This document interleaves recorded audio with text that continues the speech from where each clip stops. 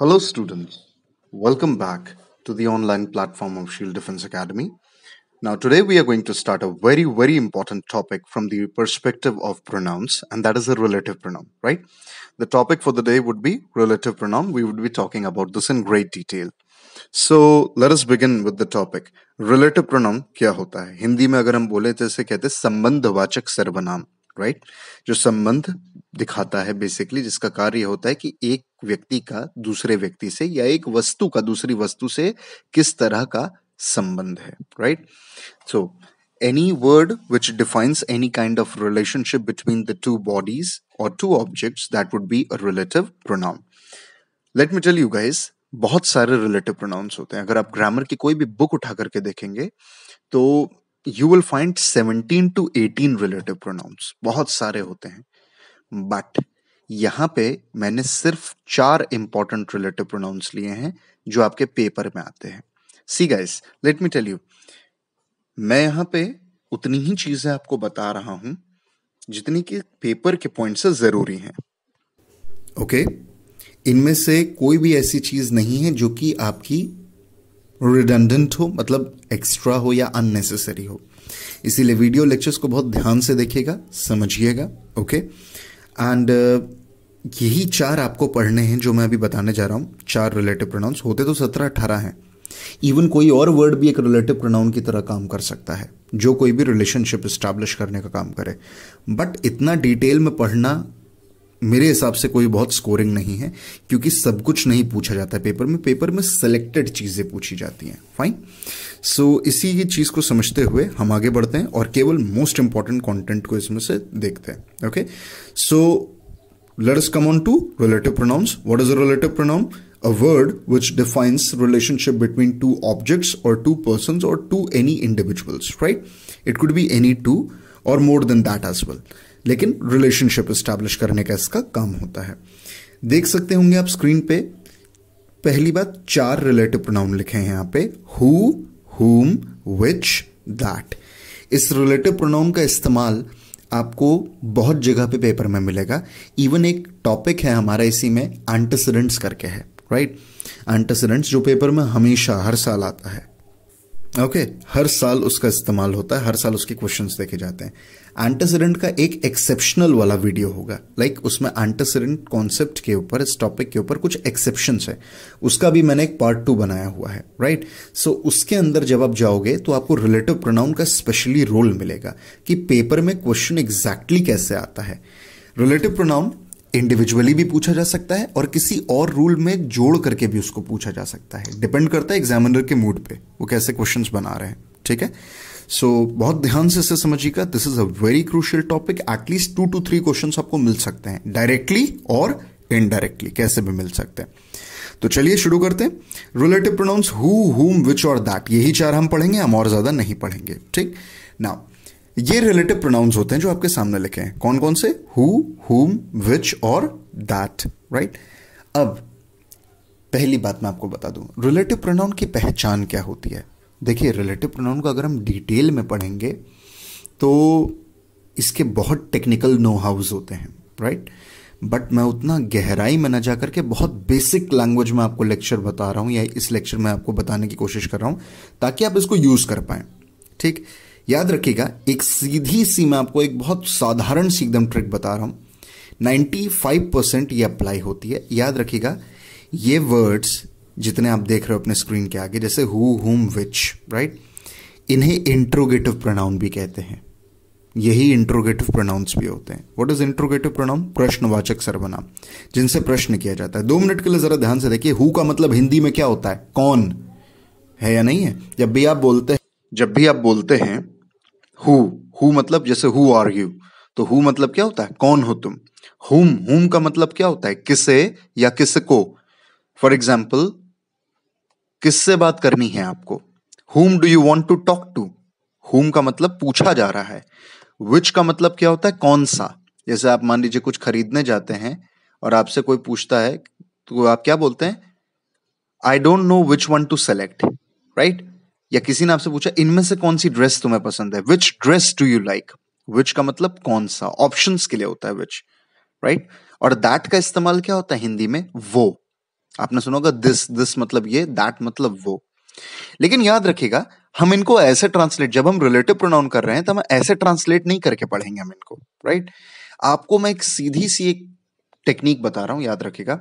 ये वर्ड्स जब सेंटेंस के स्टार्टिंग में होंगे तो ये रिलेटिव प्रोनाउन नहीं होंगे। एक सिंपल एग्जांपल देता हूं, हु हुम विच के लिए। जब हु हुम विच इनमें से कोई भी सेंटेंस के एकदम बिगिनिंग में, स्टार्टिंग में लगा होगा तो ये क्वेश्चन बनाएगा। जैसे हु आर यू, हु कहां है, स्टार्टिंग में। Whom do you want to talk to, whom कहां है, स्टार्टिंग में है। Which one do you like, which कहां है, स्टार्टिंग में, क्वेश्चन बन रहा है। लेकिन याद रखिएगा, जब आप इन्हीं को सेंटेंस के बीच में लगा देंगे, ये आंसर देने का काम करने लगेंगे, और ये तब रिलेटिव प्रोनाउन का काम करेंगे। एग्जाम्पल, हु आर यू, ये पूछा गया है, स्टार्टिंग में लगा है, क्वेश्चन है, इंट्रोगेटिव प्रोनाउन। इसी हु को बीच में लगाइए, he is the person who is my friend, ये वही आदमी है जो मेरा भाई है। हु कहां लगा, मिडिल में लगा, और हु का मतलब कौन तो नहीं है यहां पे, हु का मतलब क्या है, जो। तो हु आपका क्या है, रिलेटिव प्रोनाउन, रिलेट कर रहा है, right.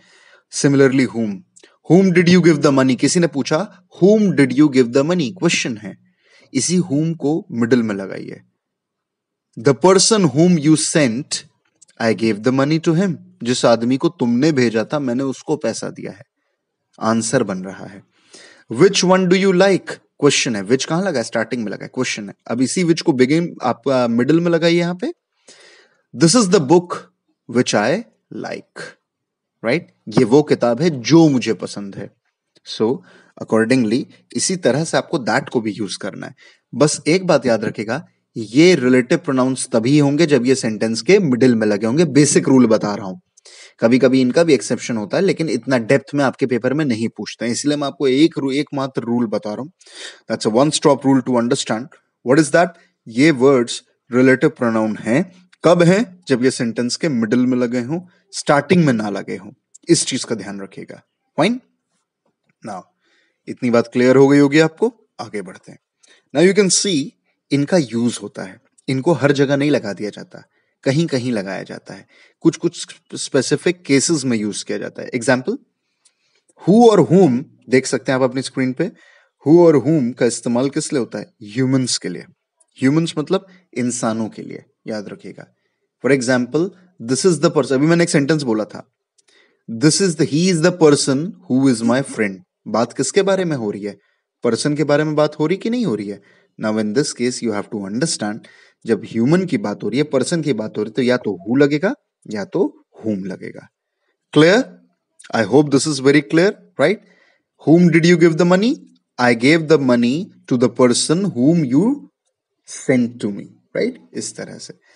This is the person who is my friend, this is the woman who is my wife. तो दोनों, हर केस में इंसानों के लिए बात हो रही है, इसलिए हु लगे, हु या हुम लगेगा, दोनों लग सकते हैं। बस अंतर ये होता है, हु लगता है सब्जेक्टिव केस में, हुम लगता है ऑब्जेक्टिव केस में। लेकिन आप इतना डिटेल में मत जाइए, आप बस इतना जानिए, दोनों का इस्तेमाल किस लिए होता है, ह्यूमंस के लिए होता है। Point, next one. अगला रिलेटिव प्रोनाउन है विच। विच का इस्तेमाल कहां होता है, एनिमल्स के लिए, प्लांट्स के लिए, नॉन लिविंग के लिए, इन्फेंट के लिए। शुरू करते हैं एनिमल्स से। जैसे एग्जाम्पल के तौर पे, this is the dog which was barking at me, right. This is the dog, dog क्या है, कुत्ता, यानी एनिमल, राइट। सो जानवर की जब हम बात कर रहे हैं, इन दैट केस हम क्या लगाएंगे, विच लगाएंगे। This is the dog who was barking मत लगाइएगा पेपर में, वो ऑप्शन दे सकते हैं, या हो सकता है वो आपको एरर में दे, this is the dog who always barks at me. सुनने में ठीक लग रहा होगा, but this is wrong. Please remember, who और हुम का इस्तेमाल किस लिए होता है, केवल इंसानों के लिए होता है। Please understand that, and accordingly आपको ये समझ के चलना होगा। इसी तरह से आपको पेपर में क्वेश्चन भी मिलेंगे, ठीक है। सो एनिमल्स के लिए क्या लगाएंगे, विच। प्लांट्स के लिए क्या लगाएंगे, विच, राइट। सिमिलरली ऐसे, for example, this is the tree which I planted 10 years ago, this is the tree which I planted 10 years ago, right. ये वो पेड़ है जो मैंने 10 साल पहले लगाया था। फाइन, इस तरह से। आई होप आप इसको नोट करते हुए चल रहे हैं, जो मैं बोल रहा हूं एग्जाम्पल्स, आप इन्हें नोट करते हुए चलिए please, right. Don't just listen to the story, केवल कहानी मत सुनिए, इसको नोट करते हुए प्रॉपरली चलिएगा, वरना जितना अच्छा आप अभी समझ रहे हैं उतनी तेजी से भूल भी जाएंगे। Please make a note of this thing. If you're not making, please do make the note, right? Third one, non living. Which का इस्तेमाल नॉन लिविंग के लिए भी होता है. नॉन लिविंग का मतलब क्या होता है आपका? निर्जीव. निर्जीव मतलब क्या होता है? कोई भी ऐसी चीज जिसके अंदर जान ना हो. अभी आपको याद होगा मैंने व्हाट डिड आई से, if you remember I told you, मैंने आपको एग्जांपल दिया था, this is the book which I like. Book के बारे में बात हो रही थी. बुक लिविंग है कि नॉन लिविंग है? निर्जीव है डेफिनेटली. तो बुक के लिए हमने क्या लगाया था? विच लगाया था. ठीक है. Last one, infant. इन्फैंट का मतलब क्या होता है? आई होप आपको पता होगा, नहीं पता तो जान लीजिए. इन्फैंट का मतलब होता है नवजात शिशु, पैदा हुआ छोटा बच्चा.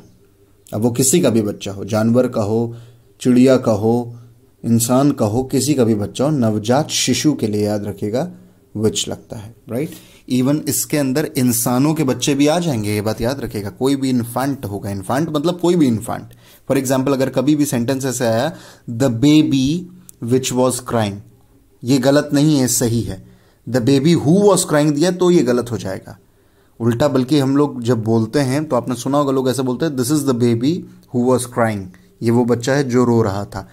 But this is wrong. याद रखिएगा, बोलने में ठीक है, चल रहा है, लेकिन पेपर में अगर आया तो ये एरर होगा. Please remember this.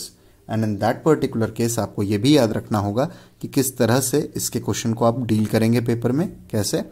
This is the baby which was crying, not who नहीं लगेगा, केवल विच लगेगा.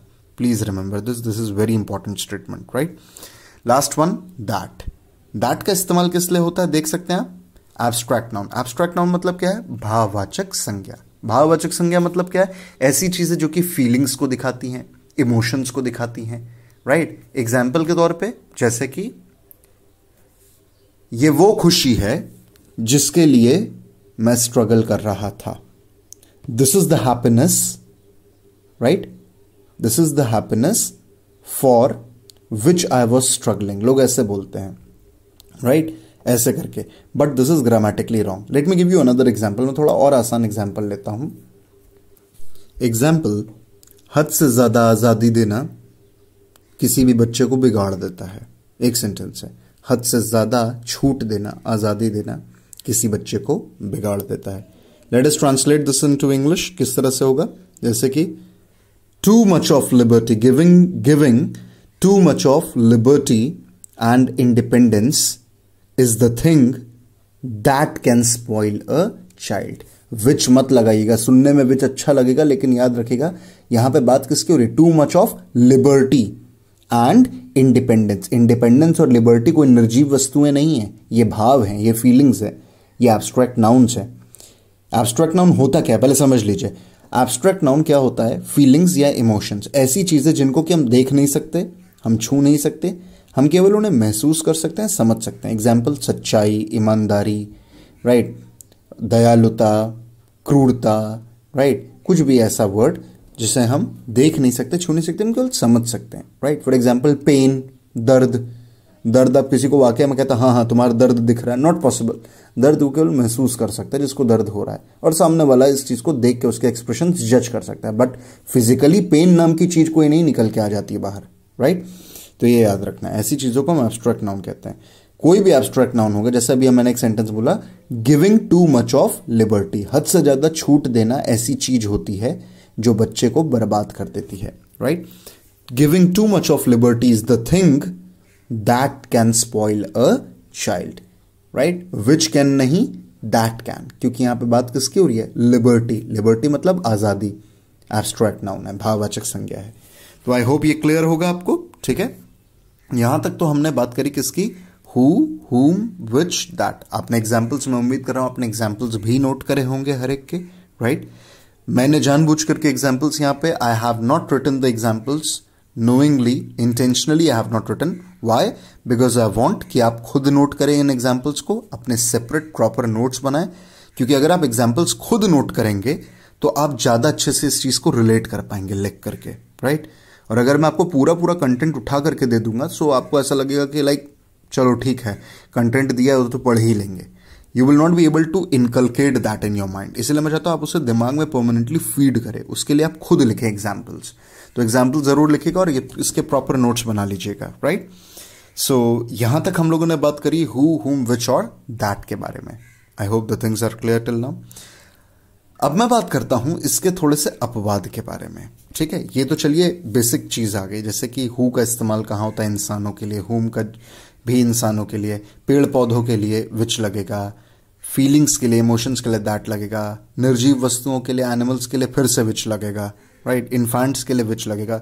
We have discuss these things now. अब एक चीज को याद रखिएगा, ये तो इनके यूजेस है ही हैं, बट दो चीजें आपको याद रखनी है। There are two things that you need to keep in mind and you need to bear this in your mind deep inside. इस चीज को खोपड़ी में अपनी उतार लीजिएगा, बिल्कुल बहुत इंपॉर्टेंट है जो बताने जा रहा हूं। इसके अपवाद हैं, इन्हीं रूल्स के जो अभी तक आपने सीखे हैं, कौन कहां कहां लगता है, इसके अपवाद है। दो अपवाद हैं। पहला अपवाद आप देख सकते हैं क्या दिया है, only, everything, nothing, all, same.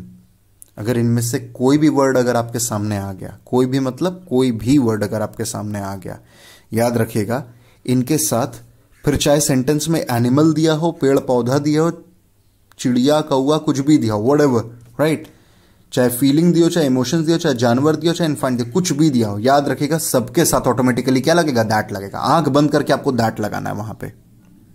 Okay, सो ये याद रखना है आपको कि अगर इनमें से कोई भी वर्ड आया, जैसे कौन कौन से वर्ड्स है, only, everything, nothing, all, same, अगर ये सेंटेंस में आपको रिलेटिव प्रोनाउन के कहीं भी पहले आपको मिल गए, मतलब जरूरी नहीं कि आगे लगे हो पीछे, मतलब कहीं पे भी पहले मिले हो, राइट, कहीं पे भी आपको पहले मिल जाए, याद रखिएगा इन दैट केस चाहे कुछ भी दिया हो, सारा अभी तक जो आपने पढ़ा है वो पूरा रूल वो चेंज हो जाएगा, केवल और केवल एक ही रिलेटिव प्रोनाउन लगेगा और वो क्या है आपका, दैट, राइट। चलिए मैं आपको एग्जाम्पल्स इसके दे देता हूं ताकि आपको समझ में आ जाए। Please look at the screen, आप देख सकते हैं, this is the book dash I want, ये पहला क्वेश्चन है, फिल इन द ब्लैंक्स मैंने सारे दिए हैं आपको, देखिएगा, this is the book dash I want, simple sentence, क्या दिया है, this is the book dash, fill in the blank, I want. बात किसके बारे में हो रही है, बुक के बारे में हो रही है, फाइन। बुक लिविंग है कि नॉन लिविंग है, नॉन लिविंग है, क्या लगना चाहिए यहां पे आपका, नॉन लिविंग के लिए क्या लगता है बताइए, क्या लगता है, यस, विच का इस्तेमाल होता है, तो यहां पे आंसर क्या होना चाहिए हमारा, which, this is the book which I want, true, बिल्कुल सही है, राइट। अच्छा अब देखिए वो ट्रिक कैसे करेंगे, आपको वो बुक ही देंगे अगले सेंटेंस में, लेकिन कैसे, थोड़ा अलग तरीके से आपको कंफ्यूज करने के लिए। देखिए, this is the only book which I want, right, मान लीजिए एरर दे, या यहां तो फिलहाल आपको फिल इन द ब्लैंक दिया है तो हम ऐसे देख ले, this is the only book dash I want, fill in the blank. Now this is the only book, book नहीं, ओनली बुक, सिर्फ यही वो किताब है जो मुझे चाहिए। अंतर है, दोनों में बहुत डिफरेंस है। ओनली वर्ड लगा है, आपने देखा, only, everything, nothing, all, same, इनमें से कुछ भी अगर लगेगा तो क्या लगेगा, दैट। आपका आंसर यहां पे क्या होना चाहिए, विच नहीं होगा बल्कि क्या होगा, दैट। कई लोग स्टूडेंट्स क्या गलती करते हैं, यहां पे भी वो लोग विच लगा के चले आते हैं पेपर में और इसी बात के नंबर कटते हैं। हो सकता है वो आपको पहला वाला भी दे दे, लेकिन उतने ही चांसेस आपको दूसरा वाला ये टाइप का क्वेश्चन भी दे दे, ट्रिकी क्वेश्चन जिसे हम कहते हैं। तो अगर आपको पता होगा तभी आप इसको कर पाएंगे, याद रखिएगा इस चीज को, ठीक। एक और एग्जाम्पल देख लेते हैं। Next is, these are the boys dash have submitted the notes, these are the boys dash have submitted the notes, ये वो लड़के हैं जिन्होंने अपने नोट्स सबमिट कर दिए हैं, ठीक है। ऑप्शंस दिए हैं who या that, these are the boys who have submitted the notes और that have submitted the notes, क्या होगा answer, what do you know the answer, definitely क्या आंसर होगा यहाँ पे, who, सुनने में भी हु अच्छा लग रहा है। इसके अलावा हमने पढ़ा भी है कि ह्यूमन बींग्स, बॉयज क्या है, ह्यूमन बींग्स की बात हो रही है, ह्यूमन बींग्स के लिए क्या लगता है, हु या हुम, तो डेफिनेटली हमारा आंसर क्या होना चाहिए, who have submitted the notes, no problem, fine, यहां तक तो ठीक है। अगला देखिए, these are all the boys dash have submitted the notes, अब देखिए क्या वर्ड लग गया है, ऑल लग गया है, ऑल लग गया है, क्या आंसर होगा हमारा, याद रखिएगा क्या लगेगा, that have submitted the notes. I hope this is clear to everybody. आपको समझ में आया होगा, राइट, सिंपल टू अंडरस्टैंड। क्या याद रखना है, पहले जो रिलेटिव प्रोनाउंस में आपने पढ़ा वो बेसिक रूल्स थे, हु और हुम लगता है ह्यूमन बींग्स के लिए, विच लगता है 4 चीज़ों के लिए, दैट एब्स्ट्रैक्ट नाउन्स के लिए लगता है, फाइन। लेकिन अगर ऐसे कहीं पे भी वर्ड्स आते जैसे आपका only, everything, nothing, all, same, कहीं पे भी सेंटेंस में दिए हो, इन दैट केस केवल एक ही आपका रिलेटिव प्रोनाउन लगेगा, क्या होगा आपका, दैट का इस्तेमाल होगा, fine. This is exception number 1। Last चीज इस टॉपिक के बारे में जो बहुत इंपॉर्टेंट आपको जाननी है वो ये देखिए, देख सकते हैं आप, एक्सेप्शन नंबर 2 क्या दिया है, इंटरब्रीड या इंटर स्पीशी।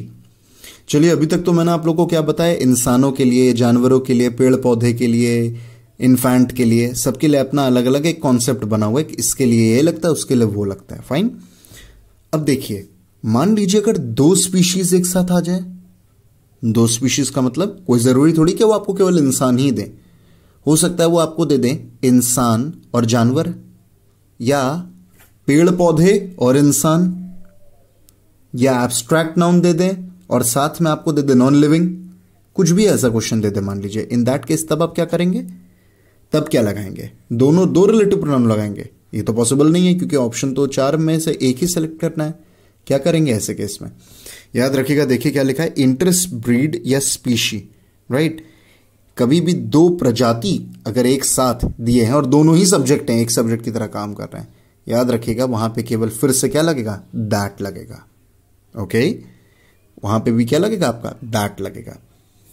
एग्जाम्पल 1 देखिए, the man and the dog that come here daily walk very fast. जो आदमी और कुत्ता, मान लीजिए हो सकता है एक आदमी है कुत्ता लेकर के टहलता है, उसका पेट होगा, हो सकता है, मान लीजिए जो आदमी और कुत्ता। अब यहां पे मान लीजिए फिल इन द ब्लैंक आके दिया हो, डैश दिया हो, fill in the blank dash लगा के दिया हो, और वहां पे ऑप्शंस दिए हैं हु, हुम, विच या दैट, 4 ऑप्शन मान लीजिए आपको दिए। कई लोग पहले मैन देख लेते तो मैन को देख के हु लगा देते हैं, कई लोग कहते नहीं नहीं डॉग है तो डॉग को देख के कहते हैं डॉग बाद में आ रहा है तो विच लगा दो। दोनों ही आंसर गलत हो जाएंगे, ना आप हु लगा सकते हैं ना आप यहां पे विच लगा सकते हैं, क्योंकि दोनों ही सब्जेक्ट हैं। जब भी याद रखिएगा ऐसा क्वेश्चन है जहां पे 2 प्रजाति एक साथ हो, राइट, 2 स्पीशी एक साथ हो, 2 ब्रीड के लोग साथ में हो, इन दैट केस याद रखिएगा क्या लगेगा, दैट लगेगा। उस जगह पे क्या लगता है, दैट का प्रयोग होगा, ये याद रखिएगा। यही आखिरी चीज थी जो आपको जाननी है। पढ़ाने को और भी बहुत कुछ है उसके अंदर पढ़ाने को, बट आई डोंट थिंक इससे ज्यादा आपके पेपर में पूछा जाएगा, क्योंकि इतना मैंने आपको मैक्सिमम बता दिया जो प्रोबेबिलिटी है यूपीएससी में पूछने की, राइट।